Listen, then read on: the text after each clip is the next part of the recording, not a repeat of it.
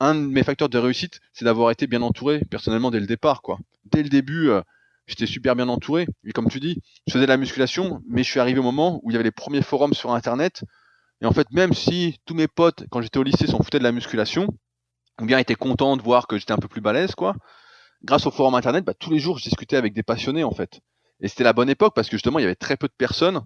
Et c'était comme le réel d'aujourd'hui, en fait, qui n'existe plus malheureusement sur Internet, où tout le monde est le plus beau, le plus fort, le plus riche derrière son ordinateur. Ou, ou alors, j'imagine il faut trouver une communauté particulière ou qui a été menée de manière à maintenir des valeurs ou qui est suffisamment petite pour pouvoir maintenir cette cohérence du début, en fait.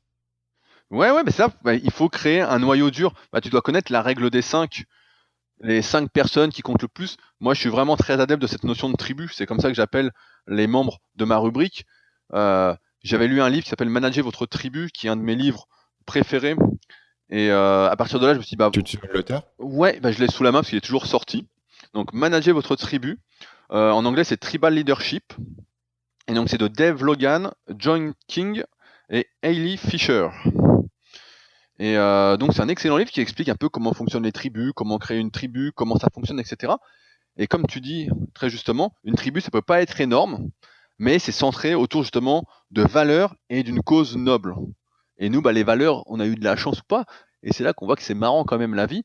C'est que les valeurs qui nous rassemblent, en fait, c'est quelque chose qu'on a créé en 2009 avec un copain sur un lit. On revenait de la plage, on était là en train de réfléchir à Superphysique et on a écrit les 10 commandements. On a écrit des 10 commandements et maintenant on donne des posters aux gens des 10 commandements Superphysique. Et progressivement, après, on a trouvé notre cause noble, en fait, qui était de montrer l'exemple, d'aider toutes les personnes naturelles en musculation, quoi. Et une tribu, ça fonctionne que comme ça. Et les 10 commandements, il reste un document important aujourd'hui? Ouais, ouais, c'est quelque chose qui est souvent repris, donc par les personnes qui se reconnaissent un peu dans Superphysique, dans ce qu'on fait, et puis même par d'autres personnes qui tombent dessus, qui disent ah tiens, c'est bien, c'est marrant, quoi. Mais ouais, c'était la base du site en 2009, et ça reste toujours les valeurs fondamentales qui peuvent s'appliquer en plus. Bon, c'est orienté muscu, mais ça peut s'appliquer, tu vois, un peu à tous les domaines de la vie. Là, je l'ai sous les yeux parce que c'est affiché chez moi. Le signe numéro 6, par exemple, c'est dans l'adversité, tu ne renonceras. Donc, ça vaut pour tous les domaines. Si tu veux réussir, faut jamais que tu abandonnes, quoi. Tu continues, et à un moment, ça vient, quoi. C'est intéressant parce que moi, cette idée de communauté, c'est un truc qui me travaille de plus en plus. Grosso modo, là, le site, la chaîne YouTube en particulier, a commencé à atteindre une certaine échelle où je me dis, tiens, je pourrais faire plus pour organiser les gens au sein d'une communauté. Donc, toi, si tu avais des conseils à donner à quelqu'un qui est dans ma situation pour fédérer une communauté, il y en a deux que tu as déjà évoqués. Le premier, c'est l'idée d'avoir un système de valeurs, ce qui est appelé chez toi les 10 commandements. La seconde idée que tu as mentionnée, c'est d'avoir une cause noble, donc un objectif que les gens ont envie de défendre Un face but, voilà. voilà, face, mettons, au monde extérieur ou un truc qu'ils ont envie d'accomplir. Qu'est-ce qui te semble, quels autres éléments, toi, te semblent importants à mettre en place ou à quoi quelqu'un devrait réfléchir pour accomplir ça? Là, si tu veux fédérer des gens, je te dirais, il faut que tu aies un espace où ces gens peuvent échanger avec toi. Là, tu vois, depuis que j'ai ouvert ma rubrique membre, donc en avril 2017, plus que jamais, je vois bien que la tribu grossit, on est vraiment une vraie communauté. Parce qu'avant ça, avant l'organisation de ma rubrique, j'avais l'impression, ouais, il y avait une communauté, mais c'est la communauté de tout le monde en fait.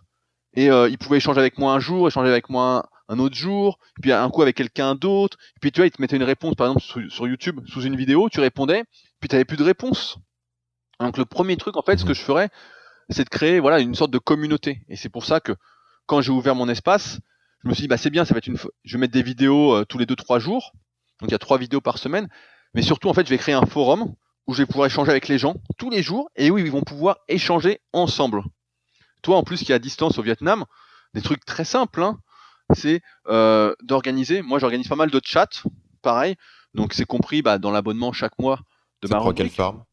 Et en fait, on va très simplement sur Discord, donc qui est un Ouais, équivalent à Skype, a priori, qui avait été créé pour les fans de pour les jeux vidéo. gamers, Voilà, pour jeux les vidéo. Ouais. gamers. Et on se met dessus. Et puis, toutes les 2-3 semaines, on organise un chat. Et puis, on vient et puis on discute pendant 2-3-4 heures. Donc, je compte pas mon temps parce que ça me fait super plaisir. Et on discute, Ouais. et les gens discutent entre eux. Après, je pars, au bout d'un moment, je pars, et puis ils discutent entre eux, etc. Et en fait, ça rend la communauté vraiment réelle, quoi. Et c'est ton espace en fait. C'est pas l'espace YouTube, c'est pas l'espace Facebook, c'est ton espace. Et je pense que ça se créerait facilement avec ta newsletter.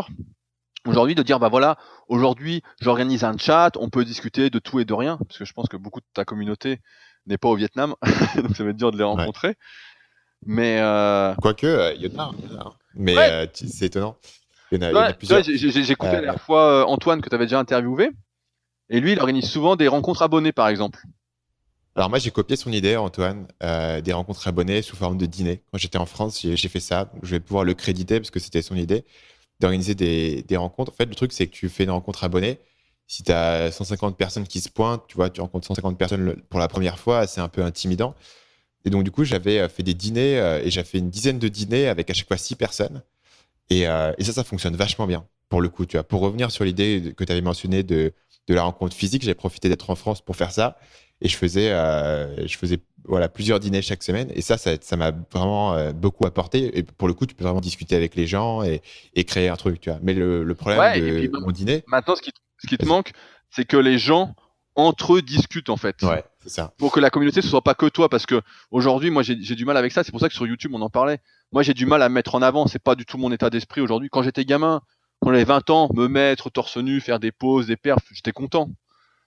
Mais aujourd'hui, à 30 ans, pour moi, c'est plus ça. Mais moi, ce qui m'intéresse maintenant, c'est que, ouais, il y a Rudy, mais le but en haut, en fait, c'est super physique, c'est le logo, c'est le rassemblement, c'est la marque, c'est les valeurs. Et je veux que les gens puissent discuter entre eux, en fait, qu'ils organisent entre eux des discussions, des chats, qui se répondent, qui communiquent. Et c'est là que tu vois que ça devient réel. C'est quand les gens communiquent entre eux.